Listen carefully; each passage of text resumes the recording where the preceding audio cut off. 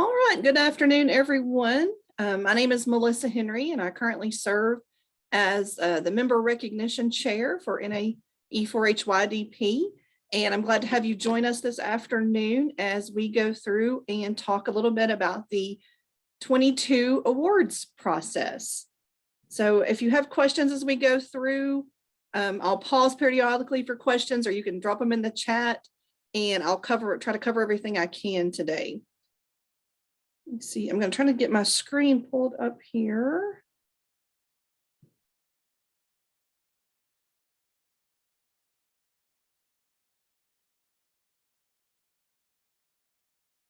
So hopefully you're looking at my PowerPoint that I'm going to share with you today about our awards process. So a few agenda items we're going to cover in our next little bit is where to find the awards information, basic criteria for all the awards, our communicator awards, specialty awards. We do have a few awards that come with money, either a check or a reimbursement stipend, and then of course our service awards. So we'll kind of take these in sections, and hopefully we'll cover a lot of the information you'll need. So the big question members are going to have, and you may have this question too, is where do I find the awards information? If you go to our main association website page there, the NAE4HYDP.org page, and on there you can click participate and then scroll to where it says awards, or you can just jump right in with the website /page/awards. So there's a couple different ways to get to our awards information on there. And so if you go to the main page, it's going to look like this under participate, and then application will take you to the awards process. I noticed when I took the screenshot of this a couple of days ago, the awards are now open was listed there on the main page, right under the call for proposals. Once you get to our awards page, the link will say the awards application site is open. You're going to want to click that to get into the Open Waters awards system.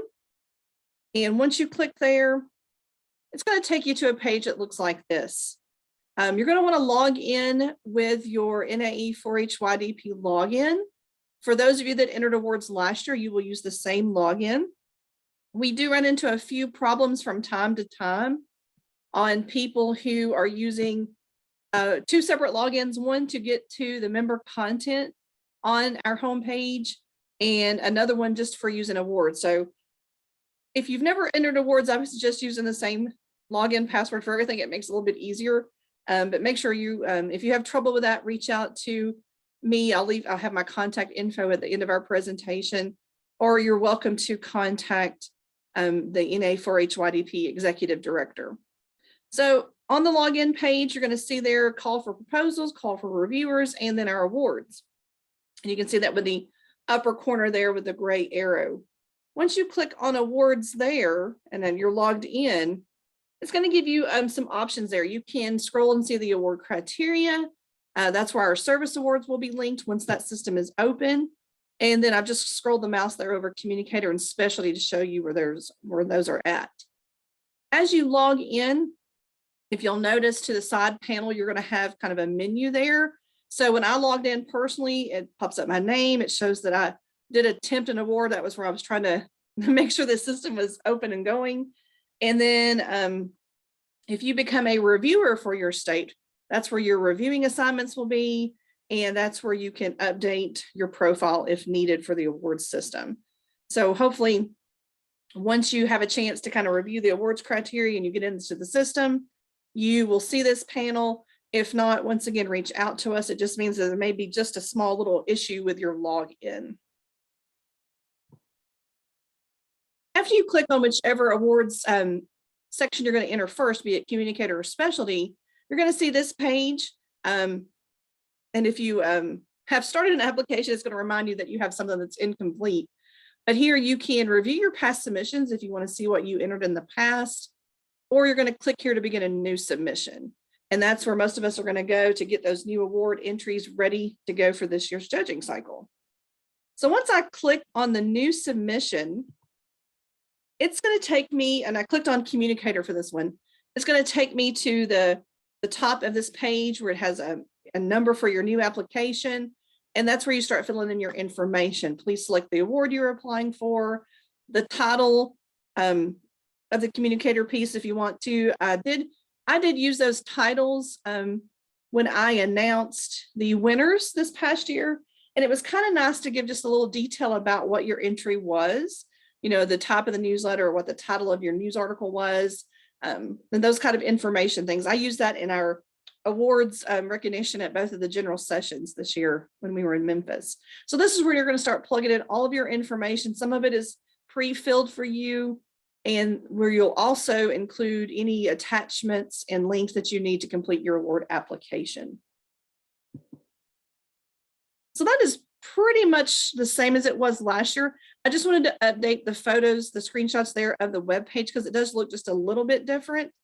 So I will pause there for any questions about how to get to where the award system is. If you have a question. Yes. Hi, Lori Michaels, co-chair in Oregon.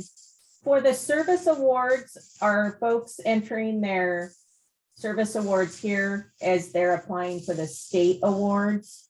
Or is that, last year it didn't work for us? That's why I'm asking. Right, we'll cover service awards in just a few minutes, Lori. Perfect. And let me make myself a note for when I get there to answer your question if I didn't already. Thank you. Sorry, I didn't mean to jump again. No, you're good. Any other questions at this time? And if I don't catch it, Lori, remind me when we get to the service award section. Hi, this is Sharon Kinsey. I am in New Jersey, and so just wanted to say hello. I am taking over for Carol Ward, who just retired.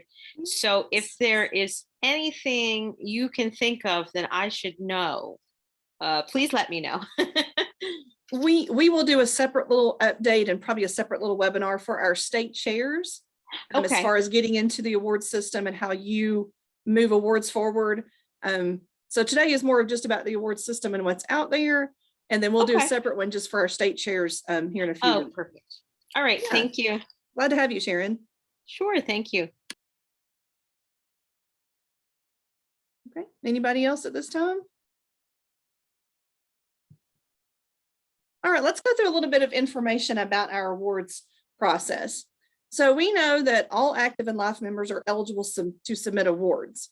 This is just a little bit of clarification on this. Our life members are eligible to be part of a team on some of our awards, and they are eligible for the life member award itself.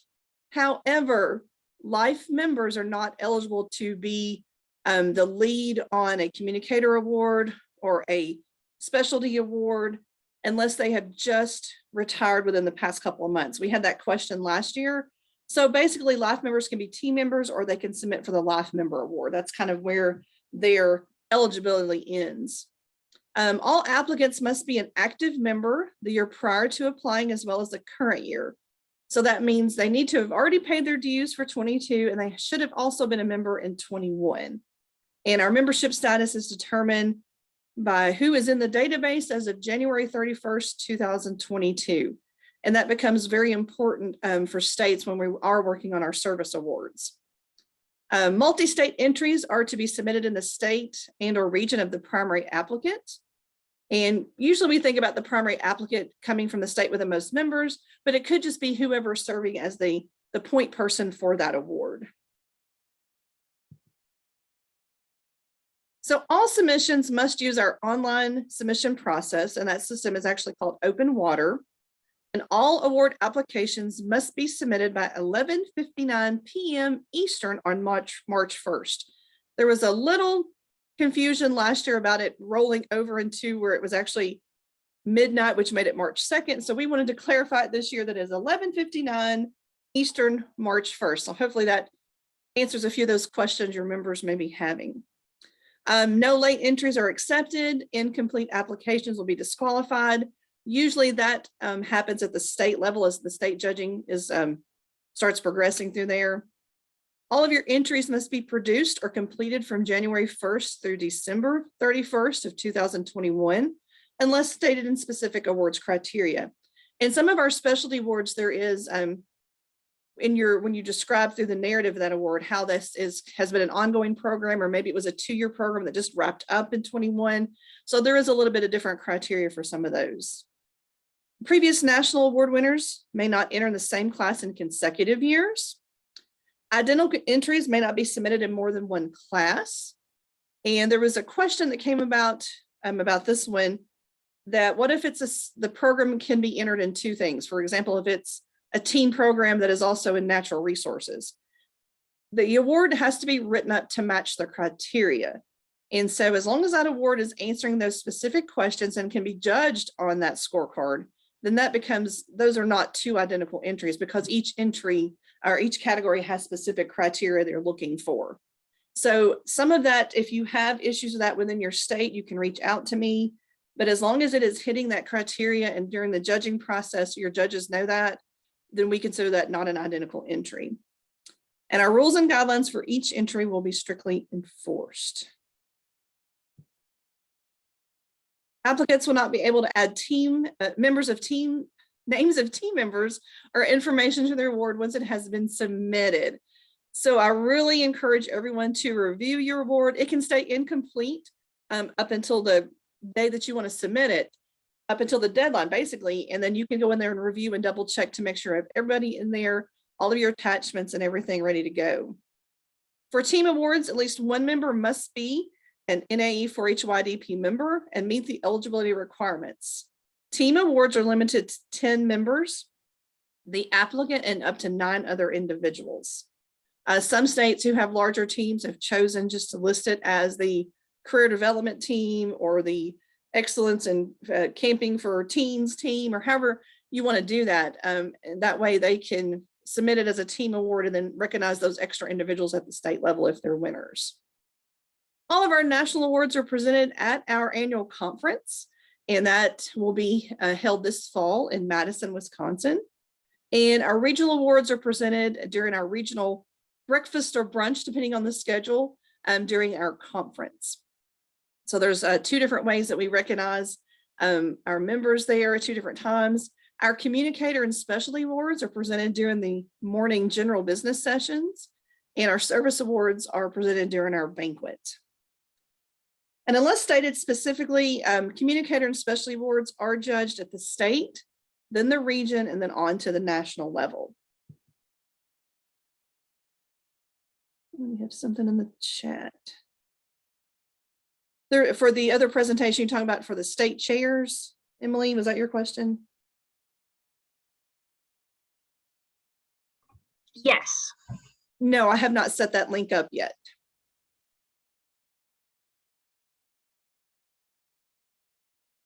All right, let's talk communicator awards.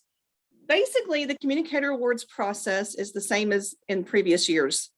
We do have 2 additional awards that this came out of some comments from our state chairs and our regional chairs, who had some great conversation after the awards process last year and decided that we needed to capture a little bit different kind of materials from our members from across the country. And so we'll discuss these in just a few minutes, but we are adding a social media piece category and a social media package or campaign.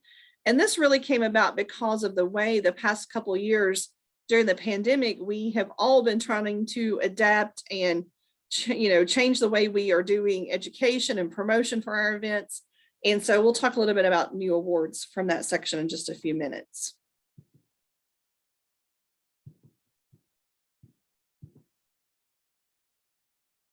On the website, when you go into the awards section, you will see our abstract tip sheet.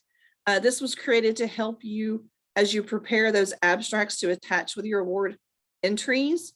3 pages max on an abstract. Try to use a standard 8.5 by 11 page, 12-point font that helps all of us to be able to read your abstract, single spaced, and you can upload it either in Word or in PDF.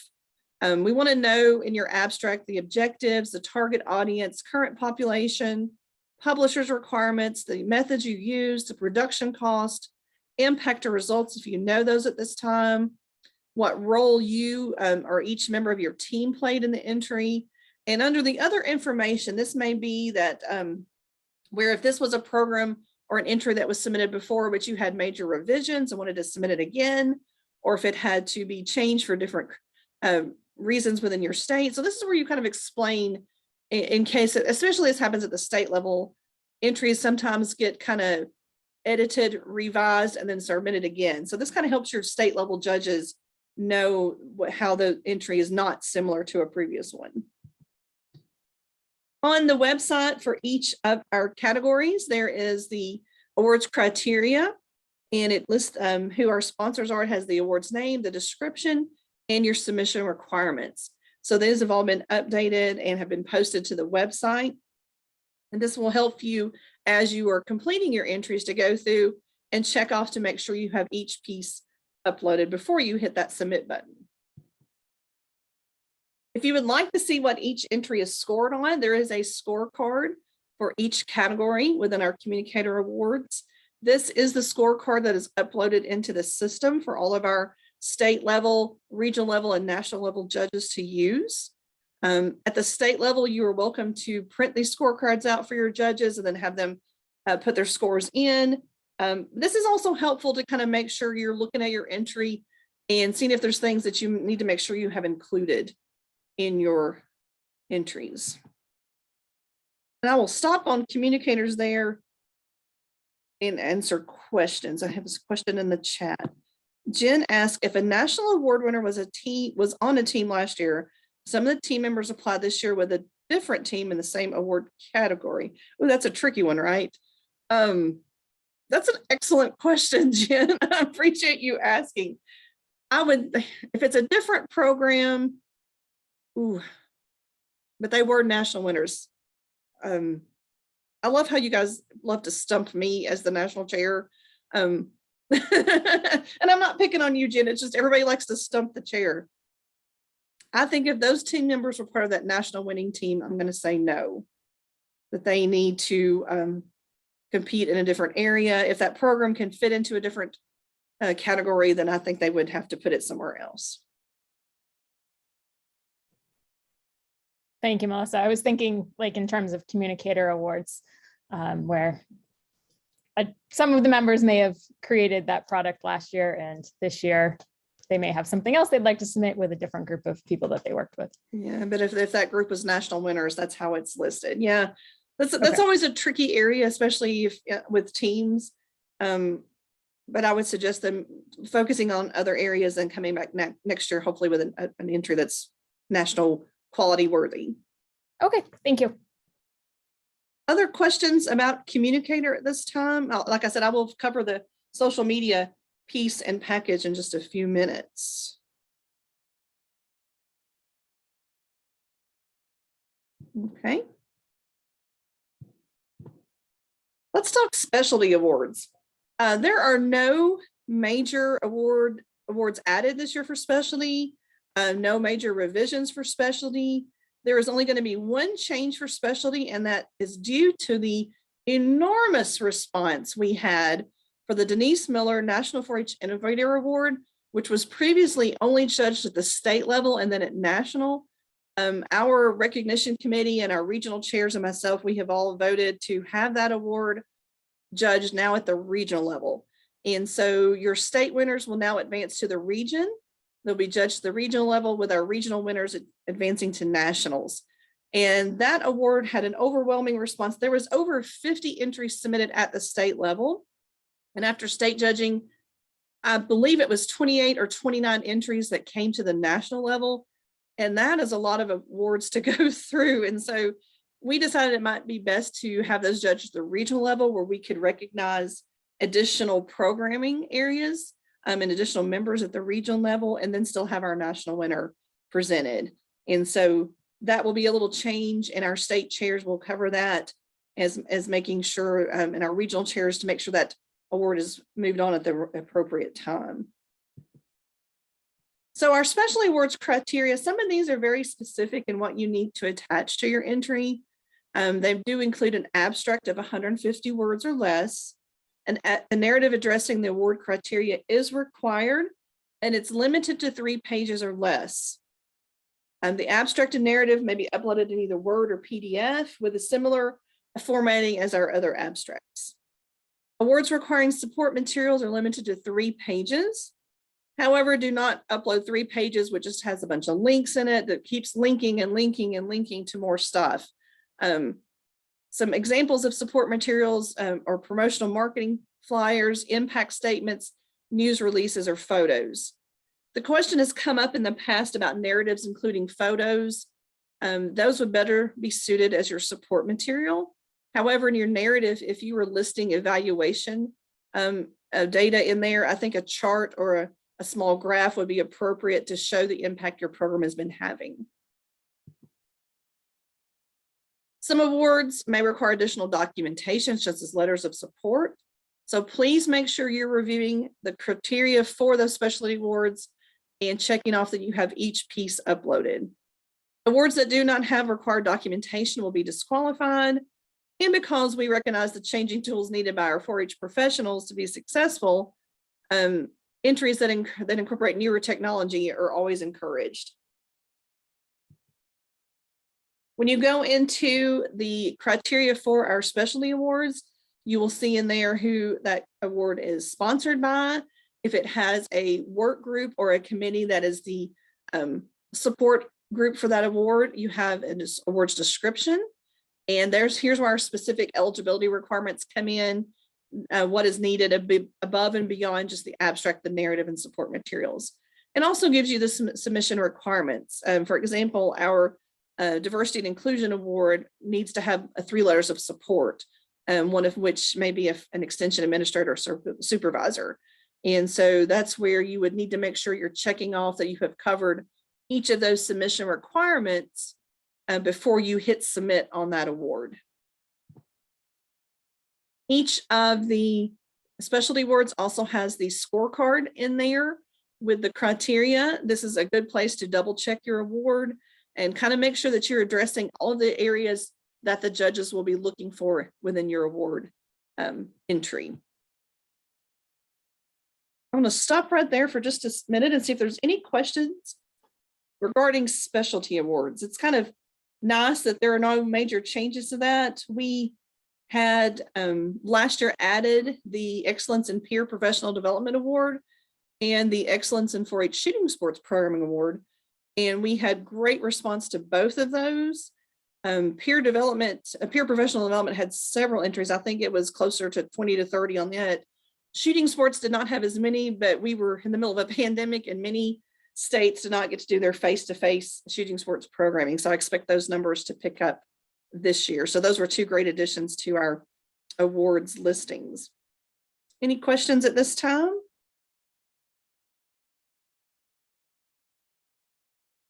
All right. So just new for 22, we do, I did mention that Denise Miller will now be judged at the region level. So that's another level of recognition that we can provide to our peers within our award system. We do have the social media piece and the social media package and campaign, and it's not been posted yet. And that is just a little fault of mine. I'm trying to get the award system and everything updated. This should be ready to go early next week. We have got the approval through all the proper channels for the second timer scholarship.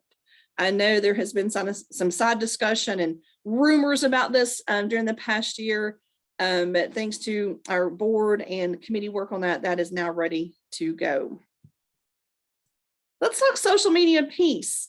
The discussion about this came about because promotional piece was getting overwhelmed with different types of promotions. So you're having people who are still making some creative flyers or t-shirts, but then we have people who are making a lot of great social media pieces, posts, memes, etc.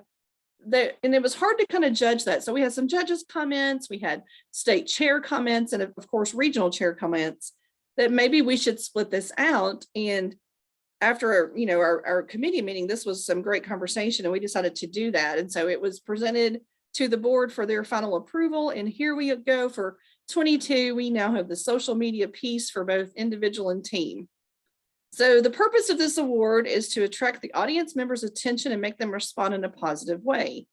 This entry may be promotional or educational. Examples include a social media post, which may include a video, a text post, a photo, graphics, etc.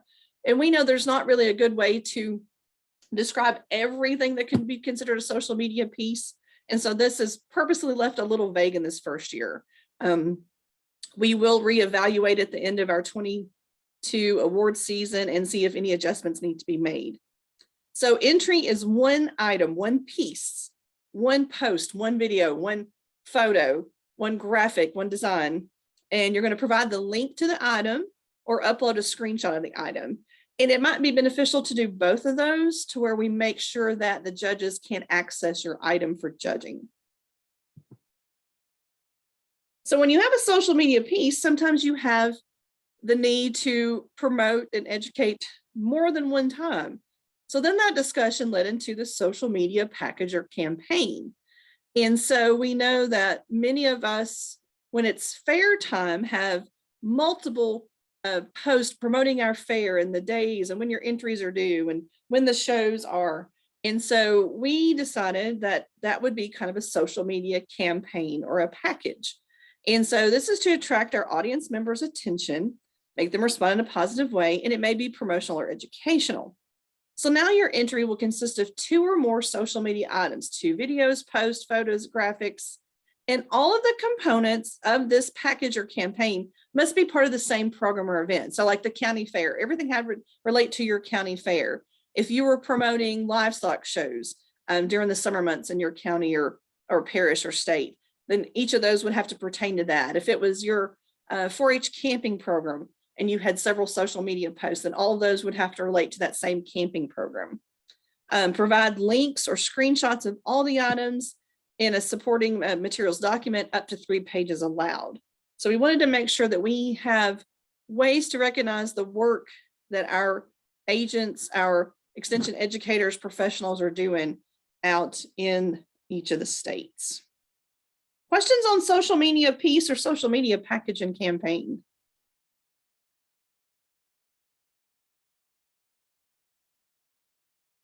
Any comments? Do you think this is going to be something great for all of our states out there?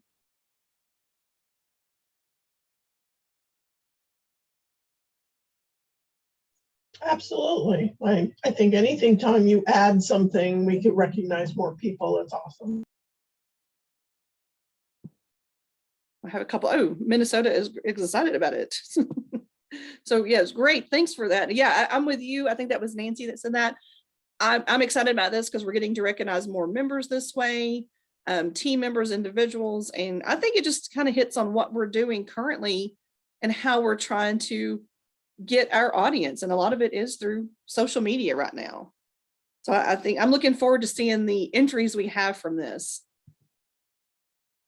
2 of our awards are still judged at the state level, and then those state winners move on to national, which is our Life Member Award and the Susan Barkman Research and Evaluation Award. There's no changes to that. Just a reminder that those are judged at the state level, and all of the state winners advance straight to national judging with those 2 areas.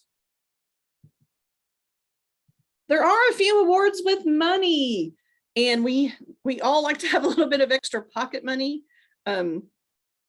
I know all of us, we've joked about we don't do a 4-H work to become rich or famous, but man, we have a lot of great stories and great times as we come along. But any kind of little extra money we can get, we'll take as members here. So our Military Partnership Award, that covers a travel stipend to attend the conference. And that is run through our partners with Kansas State and North Carolina State Extension. Both of them kind of take leadership of that for us. But that travel money is there for the winner to attend the conference. Beyond Youth Leadership Award, $1,000 is sponsored there, and you must attend the conference and able to receive your award. Denise Miller Innovator Award has money, $250. Our Diversity and Inclusion Award is $1,000. Excellence in Geospatial, $750. Excellence in Workforce Development, $100. Excellence in Shooting Sports, each regional winner gets $200, and then the national winner gets an additional $200. And that was new last year, and that change was welcomed by those award winners last year. Our first time attendee scholarship, they do get the early bird registration rate for conference. And now that we do have our second time attendee scholarship, they will also receive a stipend for early bird registration. So we're always looking for more chances to have monetary awards for our members. So if you were part of a work group or know somebody we can reach out to, we will be glad to visit with them about getting more award monies to our members. I'll stop again for questions at this point. I want to make sure that we're covering everything timely, not going too fast for you guys, but I want to make sure there's time for questions too. When we're getting ready to cover our first and second time attendee scholarships and our service awards at this point.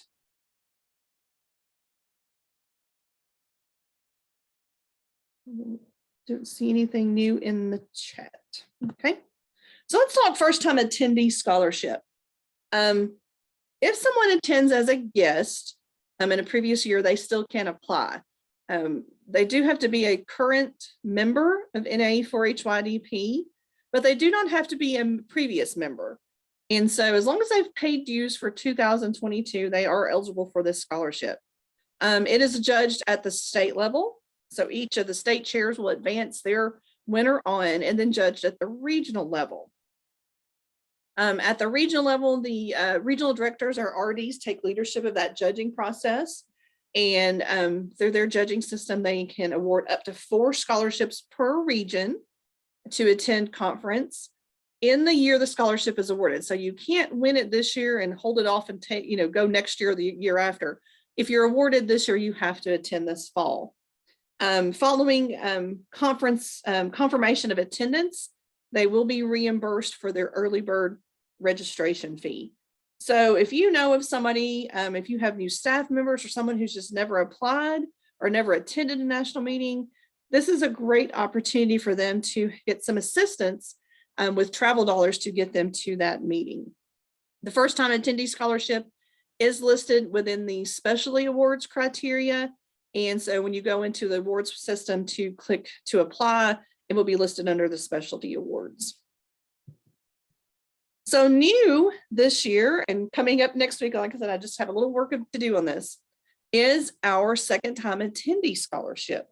And I know this is something that our regional directors, our PR and I, committee chair, our board has been working really hard to have this opportunity available for our members. And so this is going to provide an opportunity for 4 members, 1 per region, to receive a scholarship valued at the annual conference early bird registration to assist with expenses to attend our annual conference.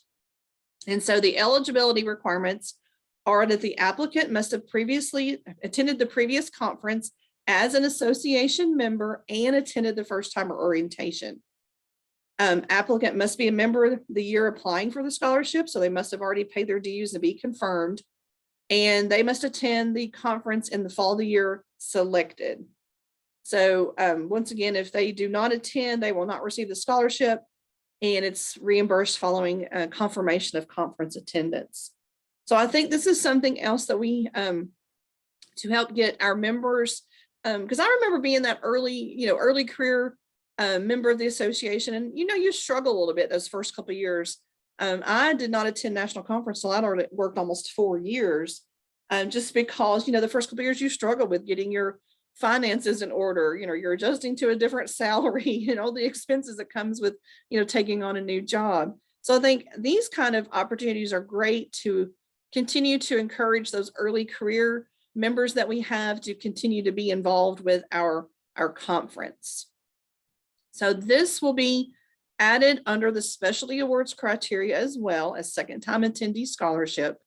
And we've got a few more tweaks to get it ready to release. And I hope that will be early next week. And I'm going to have our executive director team send out an email blast when this award is ready for applications. And that way our members can get in there who have been previously a first time attendee and try to apply for this award as well.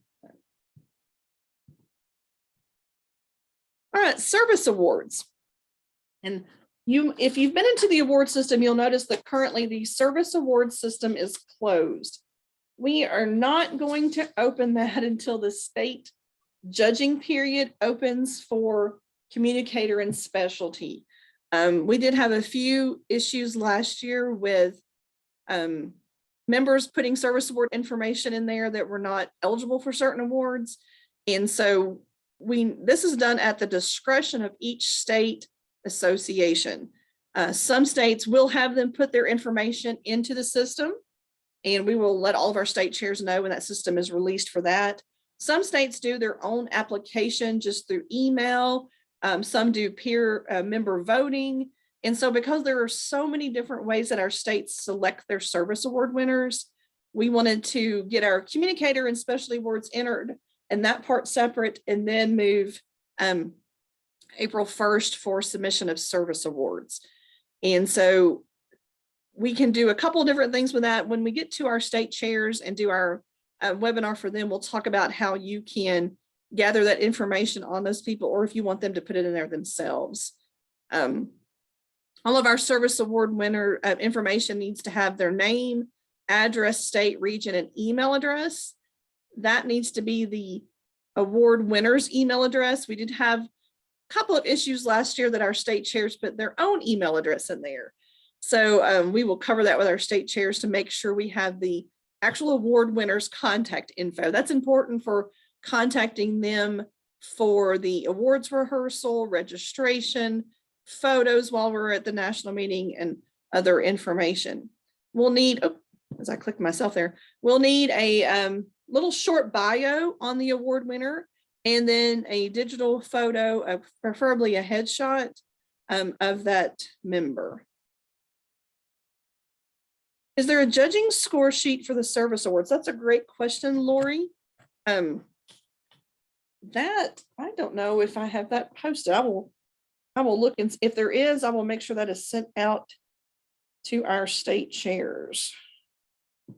And that's something else that a lot of states have their own scorecard for judging. I can speak for here in Tennessee. We have a state level award that we give out to our early career friends. And for us to be able to determine our achievement and service awards, they have to have won our state level award first. So we have a little bit different system in Tennessee for our service awards, but I will look for and see if there is one, and we can get that posted if we have that. I'm making myself a note. Thanks, Lori, for the question. All right, so service award quotas. We've done a little bit of work on this to clean this up just a little bit. There was some confusion about what it meant to have one member per every 50 or part thereof. So it was agreed upon with the recognition committee just to have a straight chart that kind of clarifies that. This is mainly for our ASA, DSA, which is our Achievement in Service Awards and Distinguished Service Awards. And for between 1 and 50 members, so you get one of each. So basically every state gets at least one. If you have 51 to 100 members, you get 2 of each. And then all the way up, for every 50, we're going to tack on an extra. Your membership does include your life members. And so that's something that states need to make sure they have all of that info updated. Your life members are still listed in your state membership report. So, because we will get a report once membership closes, knowing how many members each state has to help with their eligibility. Every state gets one MSA, which is a meritorious service award, and there is unlimited 25 years of service awards that can be presented. So if you have 10 people that are ready for their 25-year award in your state, we can recognize all 10. So our ASA is our Achievement in Service Award. To be eligible, they must have paid their dues for a minimum of immediate 2 consecutive years prior to the current year. So they can't skip a year. They need to have served more than 3 years, but less than 7. So they would have not completed their 7th year yet. And this is based on membership paid by January 31st. So when the membership paid cutoff is, that's when the cutoff for years of service. So if somebody has worked 6 years and 10 months at the January 31st, they are eligible because they haven't completed that 7-year yet. Usually these are your early career members based on membership, and they will still need their bio and headshot just like all the others. For our DSA, which is our Distinguished Service Award, same thing, pay dues for a minimum of immediate 2 consecutive years plus the current year. Served more than 7 years. So as long as they haven't, they need to have completed anything in there. So DSAs, sometimes they've worked 10 years, sometimes they've worked 25 years, just as long as they have served more than 7 years with 4-H youth development programming. And once again, that quota is based upon your paid membership, including our life members, by January 31st of the current year. MSA is our Meritorious Service Award. Your dues must be paid for a minimum of immediate 4 years, consecutive years prior to the current year, and have served 15 or more years in extension. Demonstrated innovative youth programming and leadership in NA 4-HYDP at the state, regional, international level. And the applicant must have previously received the DSA award. And when on their application, we need to include the year that was awarded, so we can just verify eligibility for that. And of course, there is one of these per state, association, unit, or territory, as we work with a few of those. But everybody gets one MSA. So it's very important to make sure your MSA is meeting the criteria, because we only get to recognize one each year. Our 25-year awards, pay dues for a minimum of immediate 4 consecutive years prior to the current year. So 4 years plus the current year. Served 25 or more years in extension youth development, and there is no limit. So once that member has completed their 25th year of extension 4-H development service, then they are eligible for their 25-year award. There's a little bit of confusion of that with a couple of people last year. Once again, the time frame for us is based on that membership time frame. So if they will not be completing 25 years until the conference, then no, they have not served 25 years by our membership deadline. So that's something we can always check and make sure we have that on everybody. We do have regional chairs that serve as part of our recognition committee. Those persons serving this year are Jessica Rocky from Ohio for the North Central region, Lisa Ingram from West Virginia for the Northeast region, Jessica Cooper from Florida for the Southern region, and Brittany Sontag from New Mexico for the Western region. And so you may see some communication from our regional chairs for different awards, or when they're recruiting people to serve as judges throughout the year when it's time for those regional level judging positions. See, I've got a question. Let's see. The agent anniversary date is by January 31st. Also, my work anniversary. So the year I hit 24 years, I can't apply the same year because it is, yes, because it's before January 31st.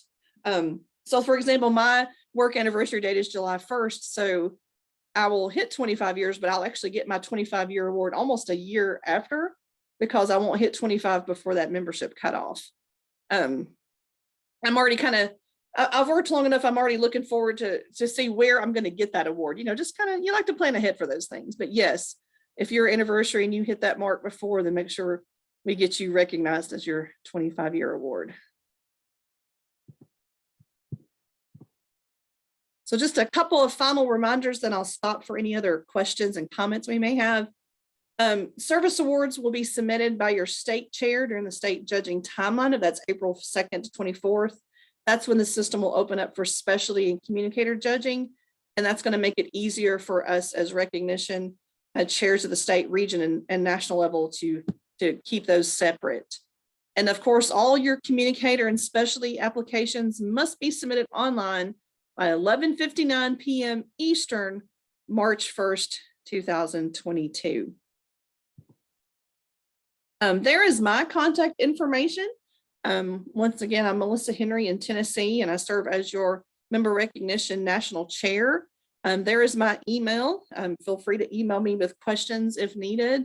Email is the best way to track me down, so that way I can keep up with the question you're asking and keep a record of those in case somebody else asks the same question. I usually make notes and kind of keep those in a file to help other members out as well. So at this point, I am going to stop sharing and see if there are any questions from our group?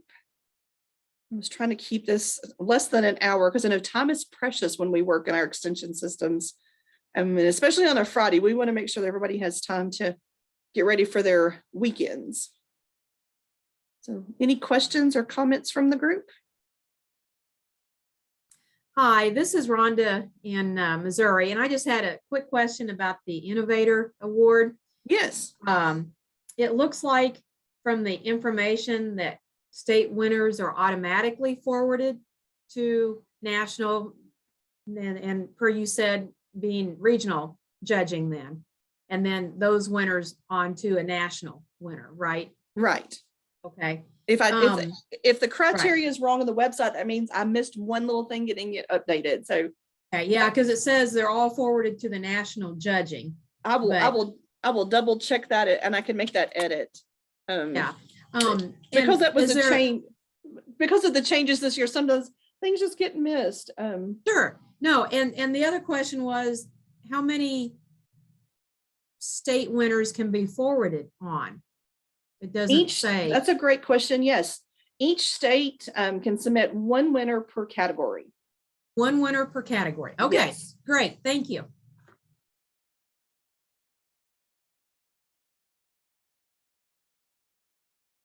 All right. Any other questions? All right. If not, thank you all so much for joining me this afternoon. I look forward to seeing all of the award winners and the entries that we will have from everybody. And I hope you guys have a great weekend.